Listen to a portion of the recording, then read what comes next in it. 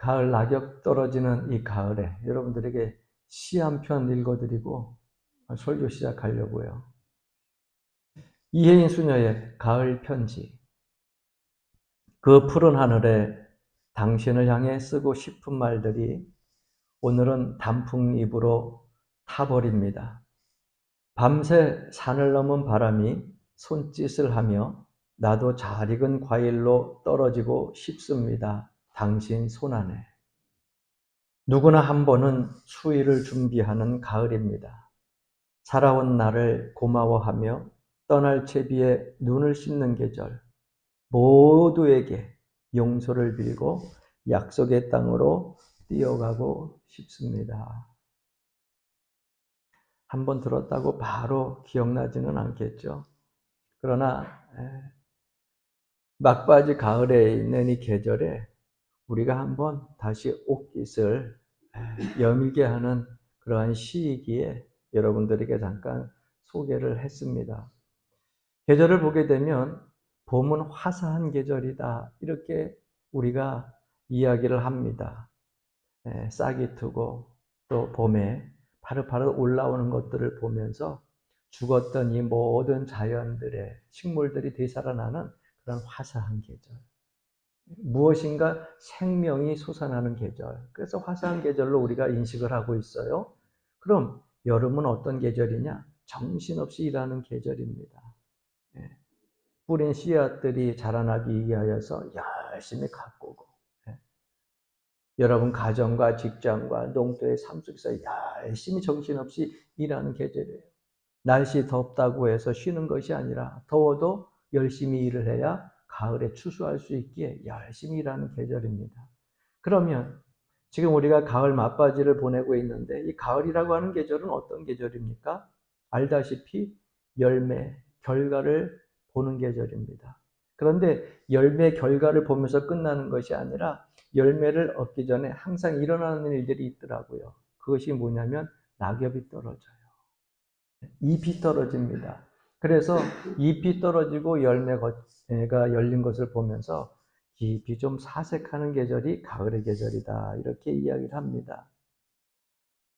잎이 다 떨어진 그런 나무도 한때는 잎이 무성하고 열매를 풍성하게 열었던 나무였던 것은 분명합니다. 그러나 가을이 점점점 깊어감에 따라서 열매도 떨어지게 되고 낙엽도 떨어지게 됩니다.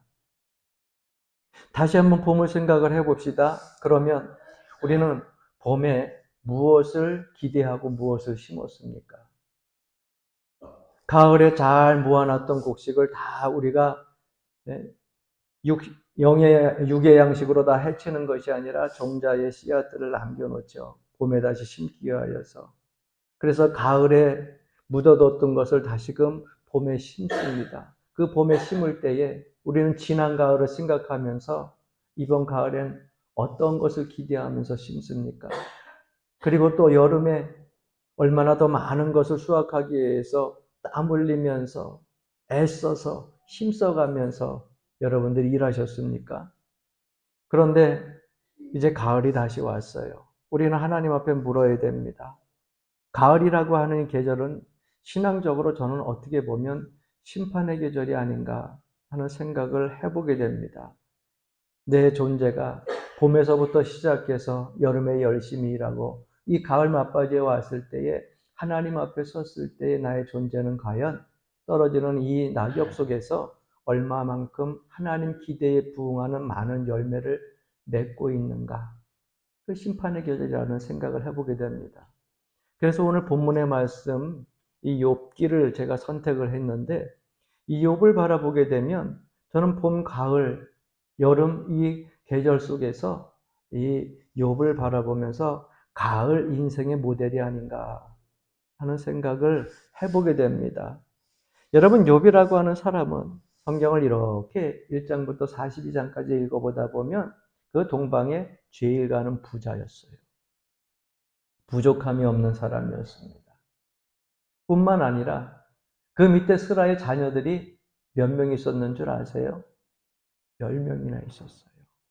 꽤 많은 자녀들을 두고 그렇게 살았어요. 그래서 봄의 계절에 보게 되면 풍성한 재산을 가지고 있어요. 부족함이 없는 사람이에요. 어린 자녀들이 10명이 재롱을 피워가면서 그 가정에 항상 웃음소리가 끊이지 않는 그러한 봄의 계절들이 있었습니다. 성장하면서 그 아이들의 희망을 바라보고 성장하면서 그 아이들의 풍요로운 재물 속에서 그들이 편안함과 즐거움으로 살아가는 그러한 계절들, 그 여름도 있었다고 하는 거예요. 그런데 오늘 본문의 이 욥을 보게 되면 욥의 인생 속에 가을을 맞이하는 것을 보게 됩니다. 그래서 그 가을의 막바지 길목에 서서 죽음 저편에 있는 자기 자신을 바라보면서 가장 절실하고 가장 진실하게 하나님 앞에 기도하는 내용이 오늘 본문 말씀 속에 소개되어지고 있는 거예요. 욥이 그 깊은 고뇌 속에서 드리는 이 진지한 기도를 오늘 이 시간 저와 여러분들이 함께 생각해 볼 수 있는 시간이 되기를 바랍니다. 욥이 죽음 저편의 가을 맞바지에서 드린 이 가을의 기도는요, 먼저 삶이 끝난 자의 기도였어요. 생각해 보십시오. 욥이 오늘 자기 자신을 표현하기를요, 떨어지는 낙엽 같다 그랬어요. 마른 건불과 같다 그랬어요. 꽃피는 계절이나 성장기가 아닙니다. 꿈이 있는 계절이 아니고요. 일할 수 있는 시기가 아니라는 겁니다. 이제 생명의 시기가 다 끝나고 황혼길에 서서 두 손 들고 하나님 앞에 마지막으로 기도하고 있는 거예요.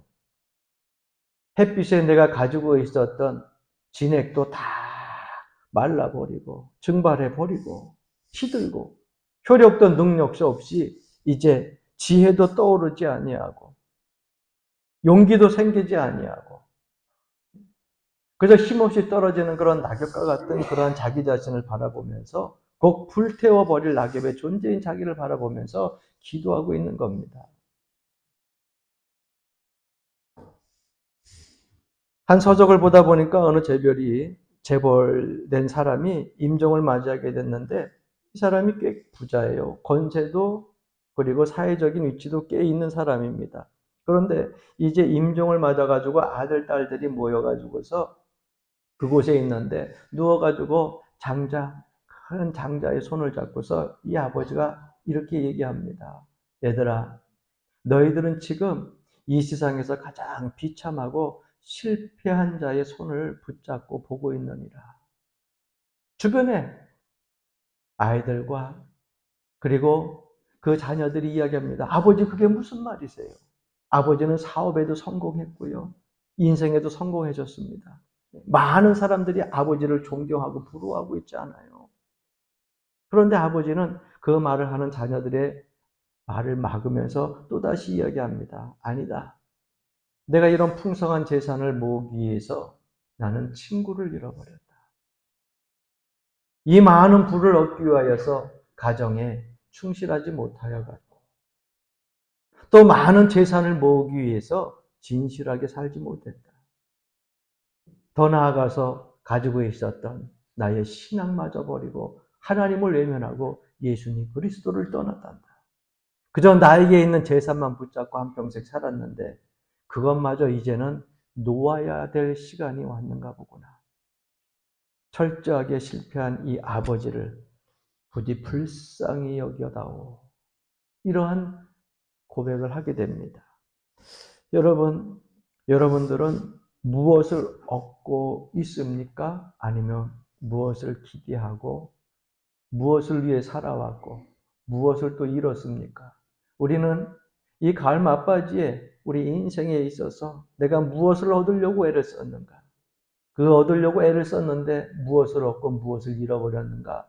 한번 체크를 해봐야 되는 시간이라고 생각을 합니다. 욥은 이토록 하나님 앞에 기도할 때 삶이 끝난 자의 기도를 드리고 있었습니다. 두 번째 욥은요, 자기를 잃은 자의 기도를 드리고 있어요.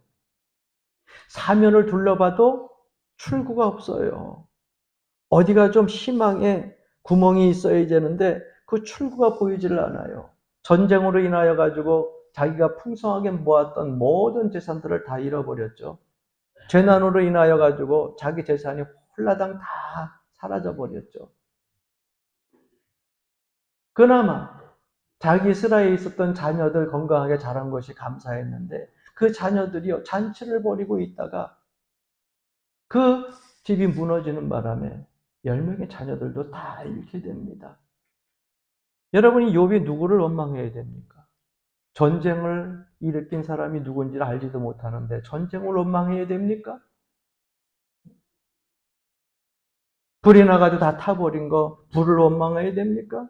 집이 무너져가지고 자녀들이 죽어졌는데 누구를 원망합니까? 많은 사람들이 원망의 대상을 찾는데 원망할 사람이 없어요. 가난해진 것도 그 마음속에 다 가다듬지 못했는데 하물며 이 욥에게 육신의 질병까지 생겨버렸어요. 귀화장으로 벅벅 긁어도 가려움이 멈추지 않는 그런 질병이 생겨버렸어요. 가난도 질병도 한꺼번에 어느 날 찾아온 거예요. 그러니까 주변에 있던 친구들도 그를 가까이 하지 않고 그렇게 친했던 친구들도 와서 하는 얘기가 늘 하는 얘기가 그겁니다. 사람이 살다 보면 그럴 수도 있는 것이지. 그런데 네가 이러한 일들을 당하는 것은 하나님 앞에 범죄한 것이 있지 않은가? 그러니까 이렇게 심판을 받는 거 아닌가? 기억해 보라고 자꾸 정죄에 대한 이야기들을 합니다. 여러분 참 이상한 것은요. 사람이 병들면 아무도 가까이 하지 않습니다. 그러니까 여러분 스스로의 건강도 잘 지켜야 돼요. 여러분들 스스로 건강을 잘 지키시길 주 이름으로 간절히 축원합니다.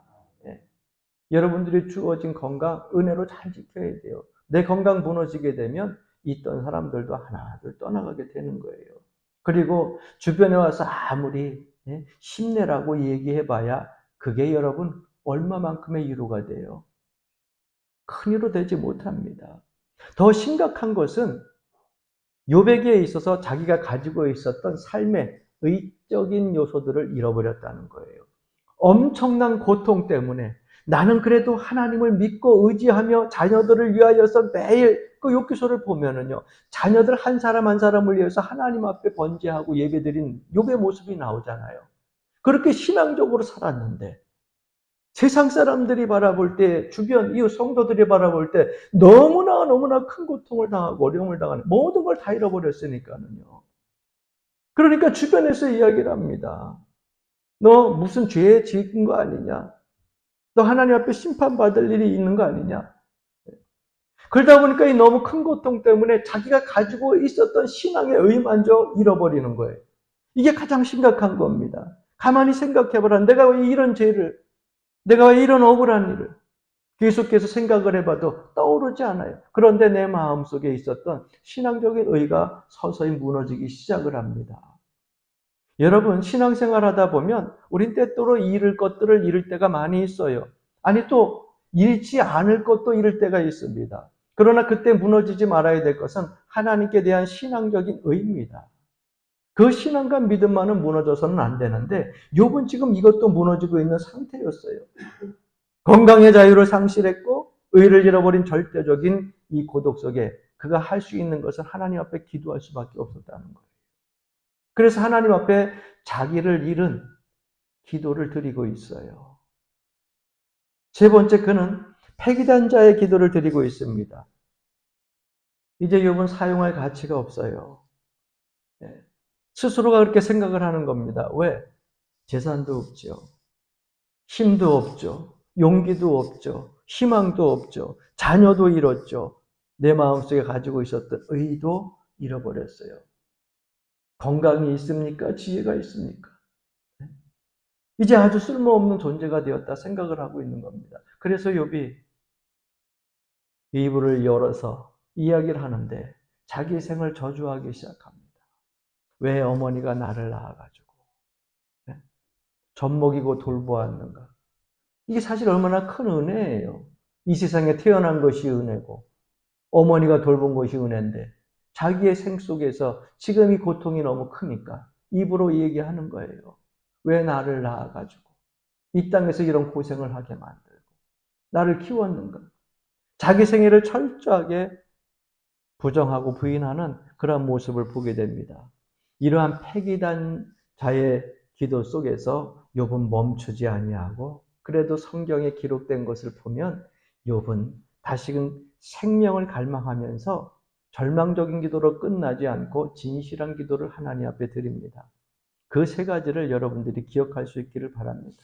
힘든 일이 올 때, 고통스러운 일이 올 때, 가을의 문턱에, 가을의 막바지에 있을 때, 낙엽이 떨어지는 시절에 여러분들의 삶이 그러한 계절이 온다 할지 이 기도를 잊지 말고 욥이 드렸던 기도를 할 수 있기를 바랍니다. 그 첫 번째가 뭐냐면 지혜와 지식을 구하는 기도예요. 하나님, 내가 당하는 이 고통이 문제가 아닙니다. 네. 왜 고통을 당해야 되는지 모르겠어요. 무엇 때문에 이러한 고통을 당하는지 알지도 못해요.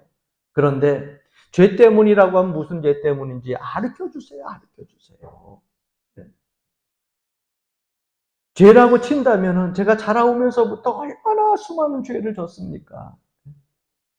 그런데 그 죄도 하나님의 은혜로 다 덮어주시고 은혜 가운데 살게 해 오셔놓고 왜 이제 와가지고서 내 살아온 모든 죄들을 하나하나 기억나지도 않는 죄 때문인지 나를 이렇게 불행하게 나를 이런 고통의 웅덩이에 빠뜨려 놓습니까? 대체 무엇 때문에 나를 주의 대적으로 여기십니까? 대체 무엇 때문에 은혜를 베푸셨던 하나님 나를 원수로 여기십니까? 이 땅을 살면서 불법이 많고 죄가 많은 거 모릅니까? 다 아시잖아요. 그러한 가운데서도 하나님의 백성으로 살아오게 하셨잖아요. 그런데 이 고난이 무슨 고난입니까? 왜 그렇습니까? 이 고난을 통하여서 하나님의 더 소중한 것을 나에게 주실 것을 깨닫게 할 것을 알게 하신다고 하면 그것이 무엇인지 기억나게 하시고 생각나게 해달라고 기도하는 겁니다. 그러니까 욥의 기도를 가만히 보게 되면은요 환경을 바꿔달라는 얘기가 아니에요. 내 이 고통의 환경을 바꿔달라는 얘기가 아니에요. 사라지게 해달라는 얘기가 아니에요. 고통 중에 부르짖는 그 기도를 가만히 내용을 보면은요 지혜와 지식을 구하는 기도예요. 이 고통을 통하여 가지고서 이 아픔을 통하여서 이 고난을 통하여서 하나님이 내게 원하시는 바가 무엇인지를 깨닫고 내가 알지 못했던 하나님을 다시 한번 깊이 깨달을 수 있도록 해달라는 지식과 지혜를 구하는 기도예요. 여러분 그러니까 우리의 삶 속에서 고통과 고난이 올 때요. 이거 떠나게 해 주십시오. 없어지게 해 주십시오. 사라지게 해 주십시오가 아니라 그 고난과 고통 속에서 하나님이 우리에게 기대하시고 말씀하시는 바가 무엇인지를 깨닫게 해달라고 하는 기도를 할 수 있기를 바랍니다. 폴턴 쉰이라고 하는 설교자이자 신학자가 자기의 글 가운데 다음과 같은 이야기를 한 것이 있습니다. 가장 큰 신비는 인간이 무엇 때문에 괴로워하느냐가 아니라 인간이 괴로워할 때에 무엇을 놓쳐버리고 있느냐이다. 어떤 고통들을 당하고 있을 때 그냥 괴로워하는 것이 신비가 아니라 그것을 통하여 가지고서 무엇을 놓쳤는가. 그러니까 어려움과 환난 속에서 내가 놓치고 있는 것이 무엇인가 그거를 깨닫는 것이 사람이라는 거예요. 여러분 사실 우리가 일생을 살아가면서 놓치는 것들이 많습니다. 잃어버리는 것들 많아요. 그러나 그 잃어버리는 것들을 통하여 가지고 더 하나님께서 풍부하고 새롭고 또 귀한 것을 우리에게 주신다고 하면은 여러분 그 정도의 고통 감안할 수 있잖아요. 그 정도의 아픔을 감안할 수 있잖아요. 문제는 뭡니까? 이것을 통하여서 나에게 주어질 것이 무엇인지 모르니까, 믿지 못하니까, 의심이 가니까, 막연하니까 그 고통이 힘든 거예요. 그런데 욥은요, 하나님을 의지합니다. 생명의 끝자락에서 지식과 지혜를 구하면서 무엇인지 알게 해달라고 간구합니다. 이러한 기도가 오늘 우리 그리스도인들에게 있어야 될 줄로 압니다. 두 번째 욥의 기도는요, 대화를 갈망하는 기도였습니다. 현 시대를 가리켜가지고 대화가 상실된 시대다 이렇게 이야기를 합니다. 언어가 단절된 시대, 가치관이 단절된 시대, 도덕관이 단절된 시대, 대화가 단절된 시대. 그래서 사람 간의 그 모든 관계가 단절되고 있는 시대. 점점 살기는 좋아지는데 왜 그럴까? 저만 그런 것 아니겠죠? 네. 여러분 식탁 위에 앉아가지고 여러분들 식사할 때 가족들과 대화 많이 하십니까? 저도 가끔 가다가 깜짝깜짝 놀랄 때가 있어요. 식탁에 딱 앉아가지고 가끔 TV에도 나오는데 보니까 4명이든 5명이든 상관없어요. 식탁에 앉아가지고 밥숟가락을 드는 순간 한 사람 다 한쪽에는 핸드폰을 들고 밥은 입으로 들어가는데 이거 하느냐고 바빠. 내 앞에 아버지가 있고 내 앞에 형제가 있고 내 앞에 자매가 있는데 신경 안 써. 이거 먹고 배는 고프니까 이거 보느냐. 요즘에는 어떤 땐 보니까 영상 속에 핸드폰을 보고 있는데 주변에 가족 엄마가 와가지고서요 반창고로 이거를 탁 붙여버려. 뚫뚫뚫 감아. 그거하고 살라고. 여러분 그것 때문에 얼마나 많은 대화들이 단절됐어요. 전철을 제가 몇 번 타보니까 그 전철을 타고 저 인천 쪽으로 내려갈 때 보니까는요. 항상 보는 풍경이지만 어찌 그리 변함없이 똑같은지. 앉으나 서나 이거야. 나이 젊은 아이부터 나이 드신 분들은 좀 그나마 뭐 이루고 그것도 없어요. 그 힘이 없는 가운데서도 한 손으로는 이루고 다 핸드폰 보고 앉았어요. 대화도 없어요. 욥이 오늘 특별히 그의 가까운 친구와 아내와 단절되어 있음을 보게 됩니다. 친구들이 와서 이야기하는 것이 조롱거리로 들렸어요. 이것이 자기의 고통이에요. 대화할 사람이 없어요. 건강한 사람이 병든 사람에게 와가지고 이야기합니다. 인생 한번 왔다 가는 거야. 다 누구나 병나. 그렇게 해서 여러분 그 사람의 말이 위로가 되겠습니까? 더군다나 욕과 같은 가을 말바지에 떨어지는 낙엽과 같은 그 인생 속에서 친구가 와서 하는 말들이 조롱인데 위로가 되겠습니까? 아내는 하나님 원망하라고 그리고 저주하며 떠났는데 위로가 되겠습니까? 그건 누구의 말도 위로가 되지 않는 거예요. 그런데 여러분 제가 살아가는 그 모든 삶의 인생 속에서도 가끔 이렇게 한 번씩 저의 살아온 그 생애를 보니까는요. 어떠한 사람이 와서 일을 해도 이루어되지 않았던 순간들이 있더라고요. 아마 여러분들 인생 속에서도 한두 번 정도는 있었을 거예요. 부모님이 위로하고, 자녀들이 위로하고, 아내가 위로하고 그래도요, 위로가 되지 않을 때가 있더라고요. 그 누구의 어떤 말도 위로가 되지 않을 때가 있어요. 그때 붙든 것이 무엇이냐? 하나님이에요.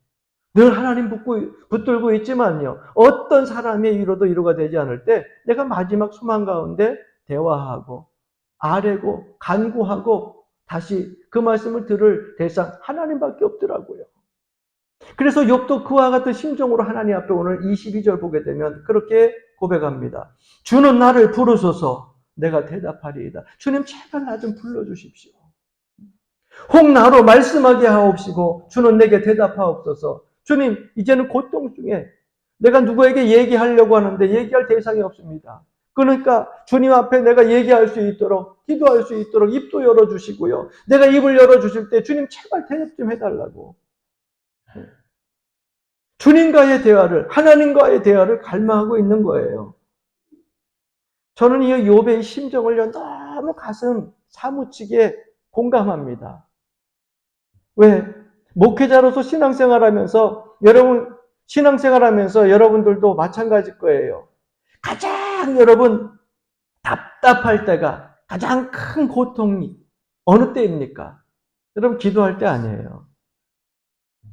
기도하는데 내 가슴을 내밀면서 가슴을 저밀어 가면서 눈물로 하나님 앞에 기도하는데 하나님이 응답이 없어요. 나는 부르짖고 간구하는데 하나님이 응답이 없어요. 아무리 해쳐도 허공에 떠드는 그러한 메아리만 들려오고 주님께 들려지는 것 같지 않아요. 여러분 그럴 때 괴롭지 않아요?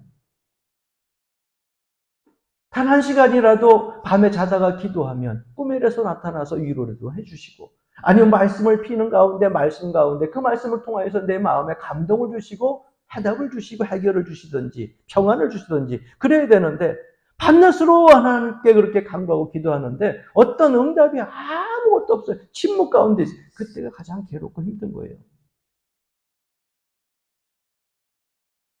그래서요 저는 신앙생활을 하는 가운데 가장 불쌍한 사람을 이러한 사람이라고 생각합니다. 좀 가난해서 불쌍하다고요? 이겨낼 수 있어요. 자녀가 속을 썩여서 불쌍하다고요? 이겨낼 수 있어요.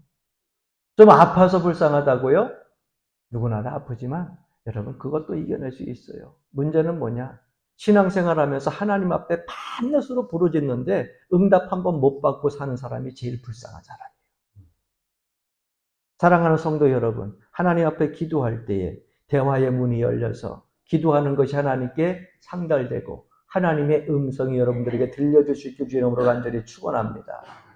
아무리 주의 성전에 나와서 예배를 하고 찬송을 하고 기도를 해도 하나님의 음성이 하나님의 말씀이 내 귓전에 내 심령 속에 들려지지 않는 사람 제일 불쌍한 사람이에요. 어떻게 하면 좋습니까? 구제불능이에요. 들려지질 않는데 어떻게 해요? 저는 그것이 가장 무서운 심판이라고 생각을 합니다. 하나님의 말씀을 읽을 때 내 심령에 들려지고요. 하나님 앞에 기도할 때 하나님의 음성이 내 귓전에 들려져야지. 그래야 은혜 있는 사람이고 복받은 사람이죠. 여러분 사랑하는 성도 여러분, 대화를 갈망하는 이 욥의 기도를 기억하시고 여러분도 하나님의 음성을 여러분 기대하며 소망하며 기도할 수 있길 주 이름으로 간절히 축원합니다. 하나님 제발 말씀 좀 해주십시오. 내가 말할 수 있게 해주십시오. 내게 응답해 주십시오. 가령 하나님께서 내가 너를 사랑한다. 이 고통은 더 큰 축복을 위한 것이란다. 단 한마디 해주시면 되잖아요.